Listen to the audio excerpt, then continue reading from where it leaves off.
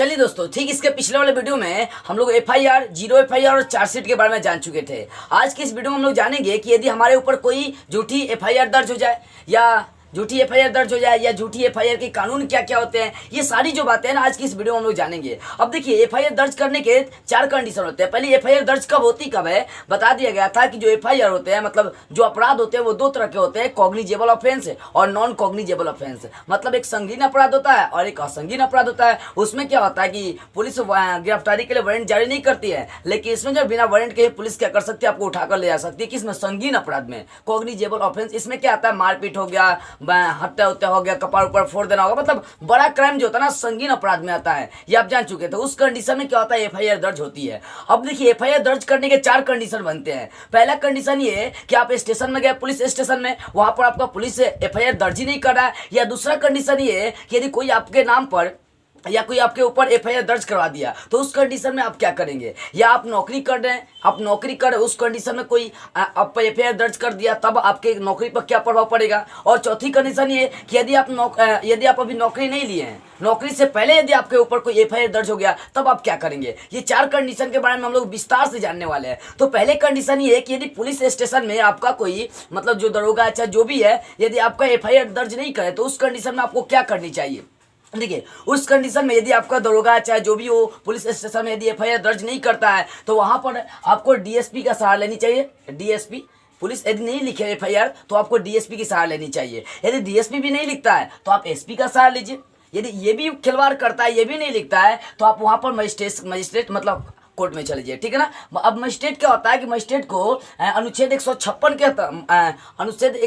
के तहत इतना अलाउ जरूर होता है कि वो आपके क्या करेगा, मतलब एफआईआर को चाहे आपके जो भी मतलब अपराध है उसको क्या करेगा, लिखेगा, ठीक है ना। और वो लिख कर क्या करेगा, थाना में भेज देगा और कहेगा कि इसको बढ़िया से देखिए, जांच पड़ताल करिए कि आखिर ये सही है कि नहीं है। और इसके बाद भी यदि डीएसपी एसपी आपके ऊपर खिलवाड़ करते एफआईआर पर मतलब कार्य नहीं करते हैं, तो आप क्या करिए कि इन्हीं मजिस्ट्रेट से जो पुलिस आपके एफआईआर को दर्ज नहीं कर रहा था, उनके ऊपर क्या करे, केस ठोक दीजिए उनके विरुद्ध। देखिए, सीआरपीसी 166 ए के विरुद्ध मतलब सीआरपीसी 166 के तहत 166 ए के तहत आप क्या कर सकते हैं, पुलिस के विरुद्ध केस कर सकते हैं, ठीक है ना। तब वो आराम से समझ जाएंगे कि नहीं भाई ये बड़ा पहुंच वाला आदमी है। तो कहने का मतलब ये है कि जब आप पुलिस स्टेशन में जाए, वहां पर कोई आपका एफआईआर दर्ज नहीं करे, तो आप डीएसपी से बोलिए। डीएसपी भी यदि नहीं करता है तो एसपी से बोलिए। यदि एसपी नहीं है तो आप डायरेक्ट कोर्ट, मतलब आप डायरेक्ट आप कहाँ चले जाइए, मजिस्ट्रेट के यहाँ चले जाइए। उसको इतना जरूर हक होता है कि वो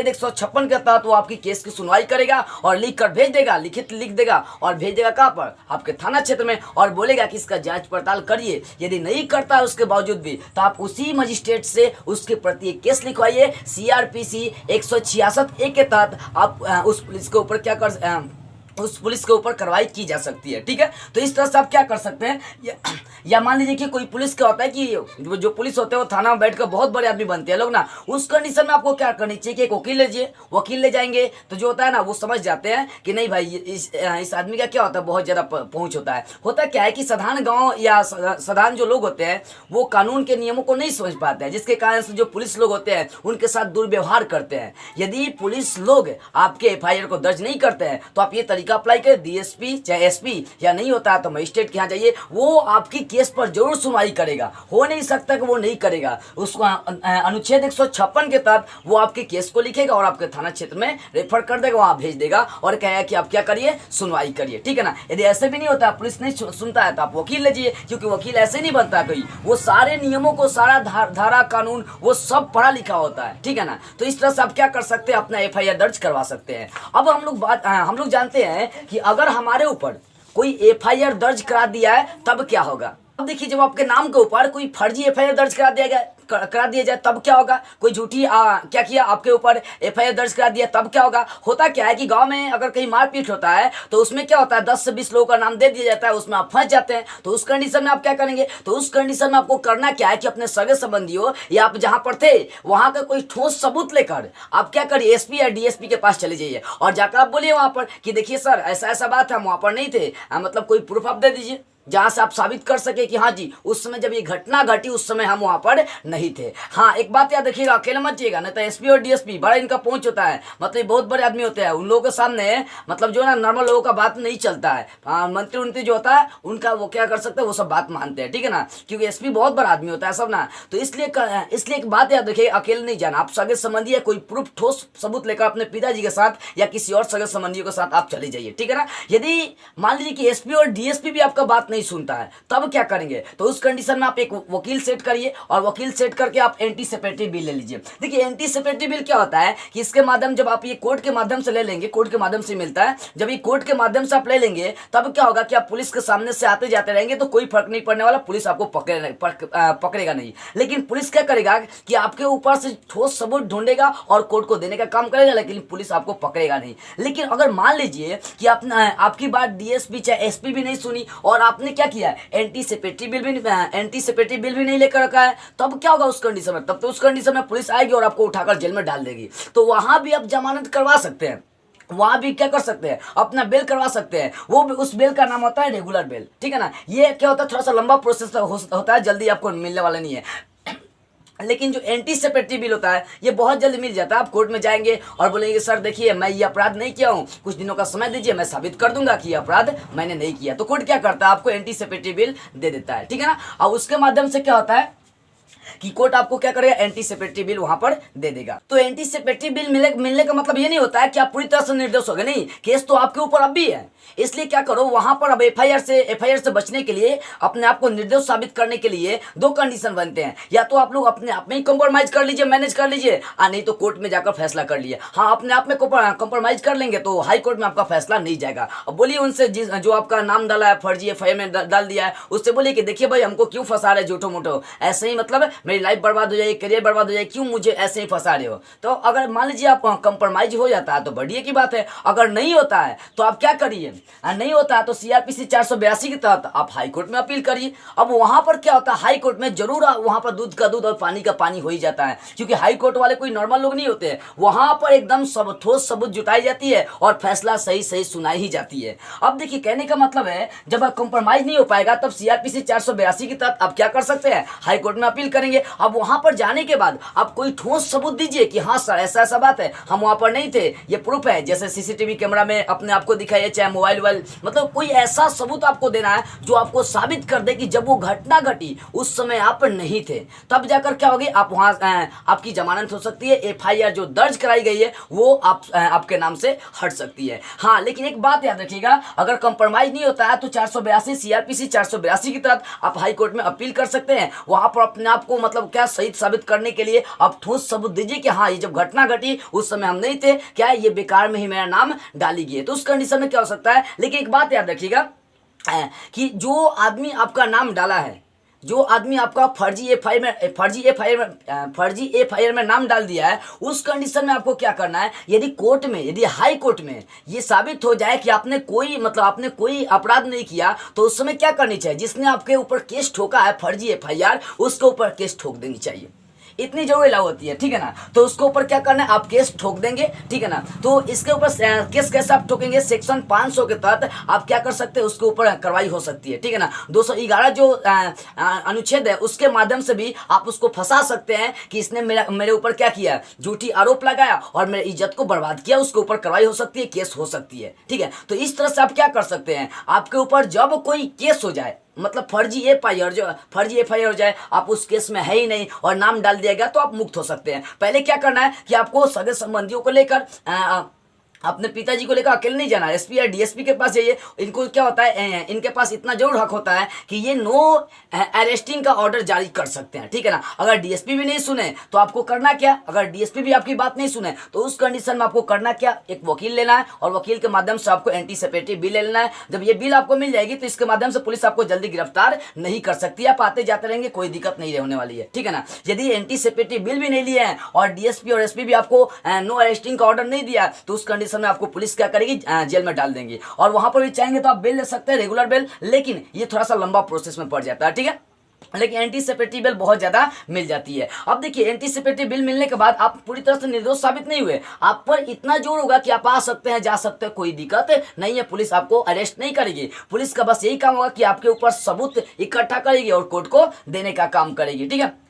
अब देखिए अभी तो एंटीसिपेटरी बेल लेने का मतलब ये नहीं हुआ, एंटीसिपेटरी बेल लेने का मतलब ये नहीं हुआ कि आप निर्दोष साबित हो गए। अब देखिए अपने आप को निर्दोष साबित करने के दो कंडीशन यहाँ पर बनते हैं। पहले तो आप लोग अपने आप में कंप्रोमाइज कर लीजिए, यदि कंप्रोमाइज नहीं होता है तो आप हाई कोर्ट में अपील करिए। अब वहां पर हाई कोर्ट में क्या होगा, अपने आप को सही साबित करने के लिए आप ठोस सबूत दे दीजिए, या सीसीटीवी कैमरा या फोटोज या कोई ऐसा चीज है जो आपको सही साबित करता है। जरूर कुछ ना कुछ होगा, क्योंकि जब आपने अपराध नहीं किए हैं तो कोई ना कोई सबूत तो आपके पास जरूर होगा, ये तो फिक्स है। तो उस समय क्या हो जाएंगे, आप वहां से बच जाएंगे, आपके नाम से जो एफआईआर दर्ज करी गई है वो हटा दी जाएंगी। लेकिन याद रखिएगा, जिसने कंप्रोमाइज नहीं किया, आपको फंसाने की कोशिश की, उसको भी छोड़ना नहीं है। सेक्शन 500 के तहत उसके ऊपर भी कार्रवाई हो सकती है, 211 के तहत भी उसके ऊपर क्या हो सकती है, कार्रवाई हो सकती है। आप उसको फंसा सकते हैं कि इसने मेरी इज्जत के साथ खेलने की क्या करें, मतलब खेलने के लिए मेरी इज्जत के साथ मेरी इज्जत को बर्बाद करने की कोशिश की, मेरी इज्जत के साथ खेलने की कोशिश की, इसके ऊपर क्या कर सकते हैं, आप कार्रवाई कर सकते हैं। तो इस तरह से आप अपने नाम के ऊपर यदि फर्जी एफआईआर डाल दिया गया तो आप निकल सकते हैं। अब देखिए तीसरी कंडीशन क्या है कि यदि आप नौकरी कर रहे हैं, यदि आप नौकरी कर रहे हैं और उस कंडीशन में यदि एफआईआर कोई दर्ज हो गया तो उस कंडीशन में आपके साथ क्या होगा। तो देखिए यदि आप नौकरी कर रहे हैं और उस कंडीशन में आपके ऊपर कोई एफआईआर दर्ज हो गया तो उस कंडीशन में क्या होगा कि आपको करना कुछ नहीं है, बस इस बात को ध्यान से समझिए। तो यदि आप सरकारी कोई नौकरी कर रहे हैं, उसके बाद आपके ऊपर क्या होगा, एफआईआर दर्ज करा दी गई, तो उस कंडीशन में ऐसा नहीं होगा कि आपकी नौकरी चली जाएगी। कई लोग यही तो बात समझने वाली है कि यदि आप कोई सरकारी नौकरी करते हैं और एफआईआर दर्ज करा दिया कहीं ना कहीं किसी काम में, मान लीजिए कोई प्रिंसिपल है, ठीक है ना, उसके ऊपर क्या किया, कोई केस दर्ज कर दिया गया एफआईआर, मान लीजिए वो किया या नहीं किया है, ठीक है ना, वो अलग की बात है। किसी ने क्या किया, उसके ऊपर एफआईआर दर्ज कर दिया। अब एफआईआर दर्ज कर दिया तो क्या उसका पद चला जाएगा? तो क्या ऐसा होता है क्या? देखिए बात यह है कि ऐसा नहीं है कि यदि किसी के ऊपर एफआईआर दर्ज हो गया और क्राइम अभी तक साबित नहीं हुआ है, सिर्फ दर्ज कराया गया एफआईआर कि हाँ उसके ऊपर ये आरोप है, तो उसके ऊपर उसका जो नौकरी है वो नहीं जा सकता, ठीक है ना। हाँ विद्यालय वाले को, टीचर्स, विद्यालय का जो मेन है उस सबको क्या होता है, हक होता है, उस सबको हक होता है कि हाँ आपको ये क्या कर सकते हैं, सस्पेंड कर सकते हैं। सस्पेंड का मतलब ये नहीं होता है कि आपको पूरा नौकरी से निकाल दिए, होता ये है कि मतलब आधे आपको मंथली दिए जाएंगे और आधे काट के रख दिए जाएंगे। अब फिर यदि आप जॉब करने लगेंगे तो फिर आपको क्या करेगा, वो पूरा का पूरा पैसा जोड़ जाड़ के आपको क्या करता है, दे देता है सब, ठीक है ना। लेकिन ये बात है कि मान लीजिए कि आपका क्या होगा, डिस्ट्रिक्ट कोर्ट में क्या हो गया कि आपका ये जो क्राइम है वो साबित हो गया। कहने का मतलब कि आप प्रिंसिपल है, आपके ऊपर केस ठोक दिया गया, आप जाएंगे वहां पर, मतलब आप जाएंगे कहाँ, मान लीजिए आपने पुलिस में आपको क्या किया, थाना में बुलाया गया, ठीक है ना, प्रिंसिपल आपको थाना में बुलाया गया, तो पुलिस क्या करता है, स्कूल वाले लोग कि मान लीजिए क्या किया, आपके ऊपर कोई केस ठोक दिया गया, चाहे कहीं भी सरकारी नौकरी में चल जाइए, यदि आपके ऊपर केस ठोक दिया गया तो आपको सस्पेंड की जा सकती है। कौन, जहां आप काम करते हैं वहां के लोग, वहां के जो सरकारी है वो क्या कर सकते हैं, आपके ऊपर मतलब आपको सस्पेंड कर सकते हैं, आपको हटा नहीं सकते हैं, आपकी नौकरी को छीन नहीं सकते हैं। जब तक केस जो है ना फाइनल साबित नहीं होगा तब तक आपको कोई हटा नहीं सकता है, ये फिक्स है, ठीक है ना। अब क्या करते हैं, जहां आप काम करते हैं वो लोग आपको सस्पेंड कर सकते हैं, इसलिए सस्पेंड करते हैं ताकि उनके स्कूल का चाहे जो भी आप सरकारी काम से जुड़े वहां का नाम बदनाम नहीं हो। जैसे मान लीजिए कि अब कोई प्रिंसिपल है आ गया थाना में, अब बोलेगा कि मैं प्रिंसिपल हूं, तो क्या करेगा, उसको कुर्सी दे देगा लोग, इज्जत सम्मान देगा लोग, लेकिन बोलेगा कि मैं मेरे ऊपर एफआईआर दर्ज हुआ, मैं इस अपराधी का प्रिंसिपल चाहे सस्पेंड प्रिंसिपल हूं, तब वो कहेगा सस्पेंड प्रिंसिपल, तो क्या करेगा कि उसको कुर्सी उर्सी भी नहीं देगा लोग, क्या करेगा, उसको थाना में डाल देगा लोग। तो इसलिए क्या करी जाती है कि उसको सस्पेंड कर दी जाती है, और सस्पेंड का मतलब ये नहीं होता है कि उसकी नौकरी छीन ली गई, बस उसकी आधी सैलरी काटी जाती है और आधी दे दी जाती है। अब मान लीजिए कि आपने अपील की कहा, डिस्ट्रिक्ट कोर्ट में, अब यहाँ पर भी आपकी केस क्या हो गई, साबित हो गई कि हाँ भाई ने आपने क्या किया, ये अपराध की है, यहाँ पर केस साबित हो जा रही है कि आपने ये अपराध की है, ठीक है ना। तो इस कंडीशन में भी आपकी नौकरी नहीं जाएगी, बशर्ते बात ध्यान रहे है कि आपको क्या करना है, हाई कोर्ट में अपील करना है, ठीक है ना। जब आप हाई कोर्ट में अपील कर देंगे और वहां पर भी यदि आपकी सजा सुना दी गई कि हाँ भाई आपका ये अपराध सही है, आपने ये अपराध किया है, ठीक है ना, तो वहां पर भी आपकी नौकरी नहीं जाएगी। यदि आप सुप्रीम कोर्ट के क्या करेंगे, अपील करेंगे। यदि वहां पर भी आपकी क्या करेगी, सजा सुनाई गई, तो उस कंडीशन में आपकी नौकरी क्या हो जाएगी, चली जाएंगी। मेरे कहने का मतलब ये है बाबू, ध्यान दीजिएगा, कहने का मतलब ये है कि ये नहीं है कि आपके ऊपर कोई फर्जी एफआईआर दर्ज करा दिया गया तो आपकी नौकरी चली जाएगी, लेकिन जब तक दर्ज मतलब जो केस हुआ है वो साबित नहीं होगा सही, तब तक आपकी नौकरी नहीं जाएगी। हाँ, आपको सस्पेंड कर दिए जाएंगे। इसका रीजन ये है कि मतलब उस इंस्टीट्यूट का चाहे उस संस्था का नाम बदनाम नहीं हो, जिसके कारण से आपके ऊपर सस्पेंशन की जो है ना लिस्ट जारी कर दी जाती है। ठीक है, तो कहने का मतलब है, एक बात ध्यान दीजिए कि आपने क्या हुआ कि आपका डिस्ट्रिक्ट कोर्ट में क्या हो गया, डिस्ट्रिक्ट कोर्ट में मतलब साबित कर दिया, केस किया है, ये अपराध सही है। तो यदि आपने क्या किया कि हाई कोर्ट को अपील नहीं किया है, तो उस कंडीशन में आपको क्या कर जाएंगी, हाँ, आपकी नौकरी छीन ली जाएंगे। यदि आपने क्या किया कि हाई कोर्ट को अपील कर दिया कि हाँ नहीं, अब डिस्ट्रिक्ट कोर्ट नहीं, मेरे हाई कोर्ट में क्या कर जाए, केस को लिया जाए, तो उस कंडीशन में आपकी नौकरी नहीं छीनने वाली है। लेकिन आपने डिस्ट्रिक्ट कोर्ट में आपकी फैसला सुना देगी और आपने हाई कोर्ट में अपील नहीं किया, तो समझिए कि आपकी वहां से नौकरी छीन ली जाएगी। लेकिन जैसे ही हाई कोर्ट में अपील करेंगे, आपकी नौकरी अभी सस्पेंशन लिस्ट में रहेगी, आपकी पूरी तरह से नौकरी नहीं छीनी जाएगी। लेकिन ध्यान देंगे यहाँ पर, यदि आपने हाई कोर्ट को अपील किया और हाई कोर्ट में आपकी फैसला सुना दी गई, तो यहां से यदि आप हाई कोर्ट से यदि आप सुप्रीम कोर्ट में अपील नहीं करते हैं, तो समझिए कि वहां से आपकी नौकरी छीन ली जाएगी। लेकिन आपने जैसे ही सुप्रीम कोर्ट में अपील की, तो वहां से अभी तक आपकी नौकरी बची रहेगी। यदि वहां पर सजा सुना दी जाएगी, तो समझ जाइए कि आपकी नौकरी अब चली गई। ठीक है, तो इस तरह से आप क्या कर सकते हैं। तो जरूरी नहीं है कि नौकरी करने वालों पर जो फर्जी एफआईआर हुआ है वो क्या उनकी नौकरी चल ही जाएगी। अब नहीं हुआ है, यदि सही साबित हो जाता है तो आपकी नौकरी नहीं जाएगी, और जितना का पैसा काट लिया गया वो सब पैसा जोड़ जाड़ के दे दिया जाता है। ठीक है, तो इस तरह से ये बातें आप समझ गए होंगे। अब देखिए, हम लोग देख रहे थे, मान लीजिए स्टूडेंट को लेकर चलते हैं। अब स्टूडेंट के ऊपर कोई एफआईआर हो जाए, तो अब क्या होगा, तो यहाँ पर भी दो कंडीशन बनते हैं। पहला कंडीशन कि कोई ऐसा व्यक्ति जो फॉर्म भर चुका है नौकरी के लिए, उसकी मतलब ज्वाइनिंग होने वाली है, और कोई ऐसा व्यक्ति जो फॉर्म भरने से पहले उसके एफआईआर हो गया।